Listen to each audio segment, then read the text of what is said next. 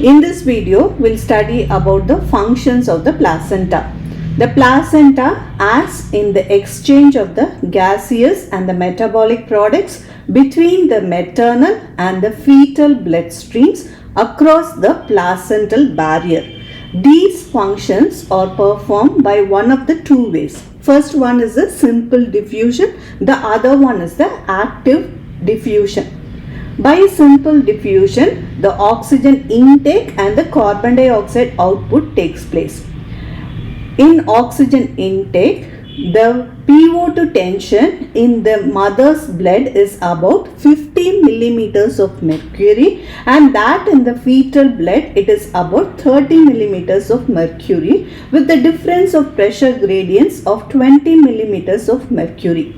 In spite of low PO2 tension in the fetal blood, much oxygen reaches the fetal tissue because the fetal hemoglobin carries 20 to 30% more oxygen than the maternal hemoglobin.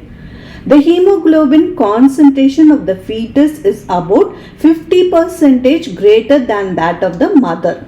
The Bohr's effect suggests that large amount of carbon dioxide conveyed by the fetal blood and its subsequent diffusion into the maternal blood facilitates the oxygen intake by the fetal blood.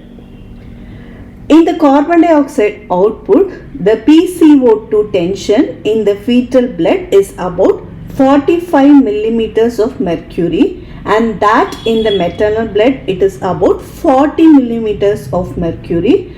With such small pressure gradient of 5 millimeters of mercury, the carbon dioxide diffuses rapidly in the mother's blood due to the greater solubility in the water of the placental membrane. Next, intake of glucose, fatty acid, sodium, potassium, chloride and water in the fetal blood. The glucose level of the fetal blood is about 20 to 30% lower than that of the maternal blood because the glucose is rapidly metabolized by the fetus. About 3.5 liters of water is transferred in both directions per hour through the placental barrier. Next is the excretion of urea, uric acid and creatinine from the fetal to the maternal blood. So these three takes place by simple diffusion. By active diffusion, you get the intake of amino acid, calcium, inorganic phosphates and ascorbic acid into the fetal blood. This is possibly assisted by carrier molecules and phagocytosis. The amino acid concentration of the fetal blood is greater than that of the maternal blood.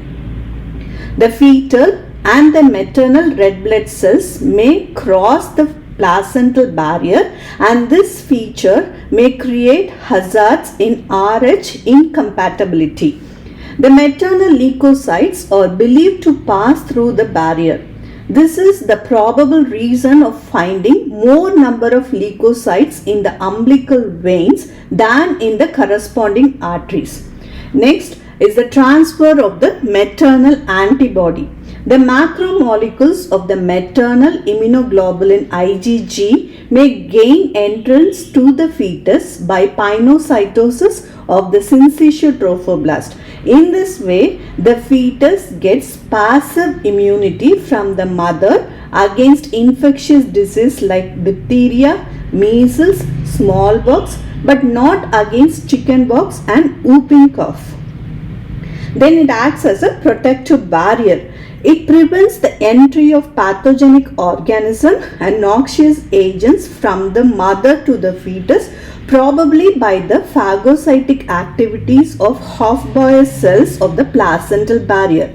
However, most of the drugs taken by the mother pass through the placenta and may cause serious damage to the embryo, particularly when used in the first trimester. The next function is the placenta acts as a storage organ for glucose in the form of glycogen. Then it also stores calcium and iron in the first few months of pregnancy. Thereafter, the fetal liver takes up the storage function. The next function is the synthesis of hormone. The placenta synthesis a plethora of hormones and prostaglandin.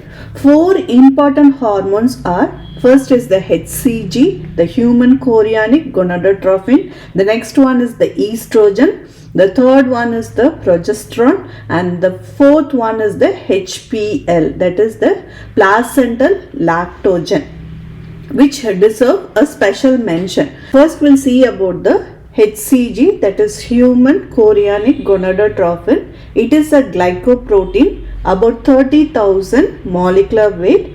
It is synthesized by both syncytio and cytotrophoblast and is excreted in the urine of the mother as early as 8 days after the first missed period.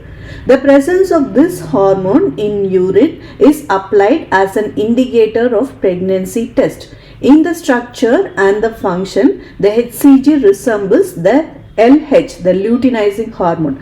The level of HCG in the maternal blood decreases after the 16th week.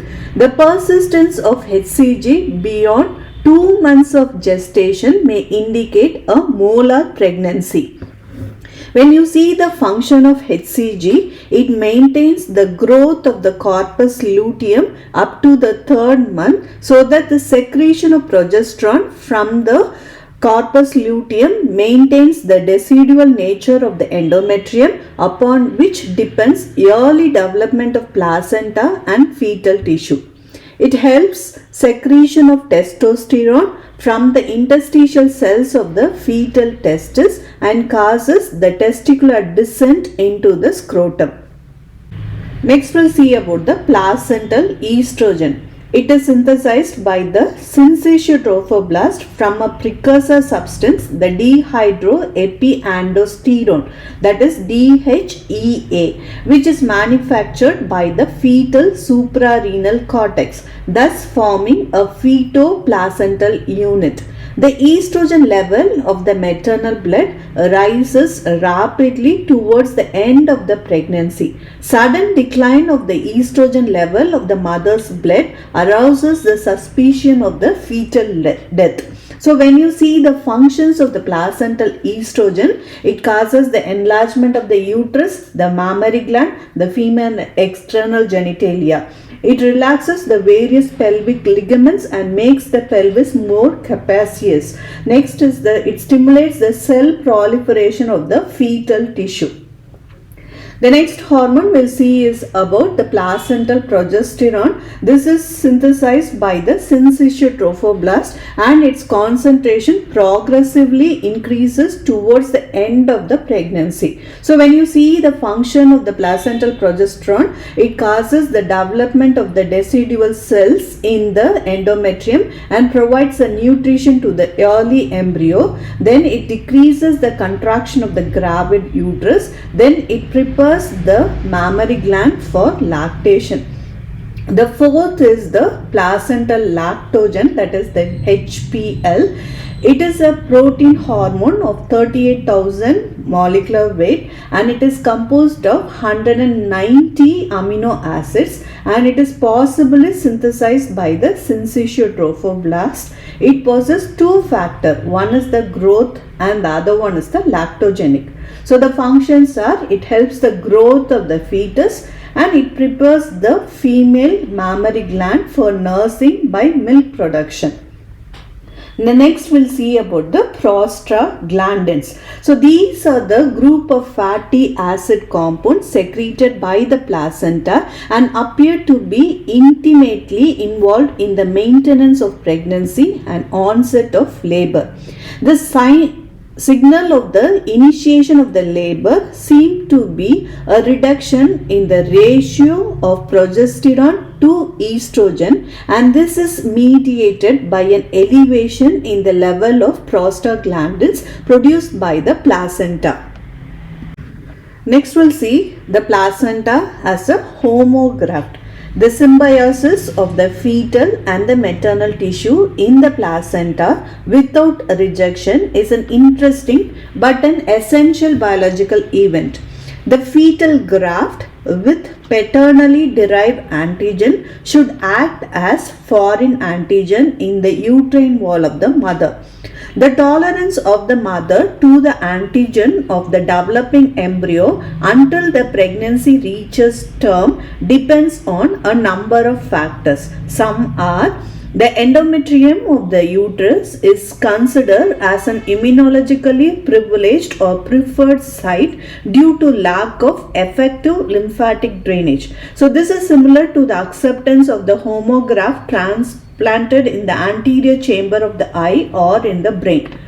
There is, however, evidence that is the uterine lymphatics draining into the pre-aortic and lateral aortic lymph nodes are stimulated immunologically by the antigen from the paternally derived genes of the embryo.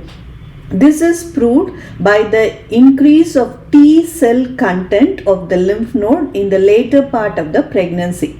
In fact, a fertilized ovum will develop normally if implanted in an area which possesses abundance of lymphatic drainage. Hence, the hypothesis that the endometrium acts as a preferred site is untenable. The surface of the trophoblastic cells of the embryo might not carry significant amount of antigen to elicit an immune response in the mother. It is now established that the trophoblast cells do possess histocompatibility antigen, that is HLA antigen, but such antigen remain unrecognized by the mother by a layer of fibrinoid.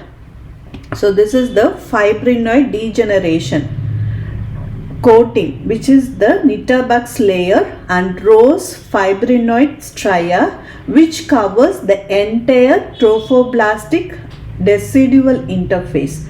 The fibrinoid material contains sulfated proteoglycan, and its sulfate content makes it negatively charged and repel the negatively charged maternal lymphocytes. In this manner, the embryo protects itself from the hostile maternal environment, and at the same time the fibrinoid coat regulates the trophoblastic invasion of the decidua.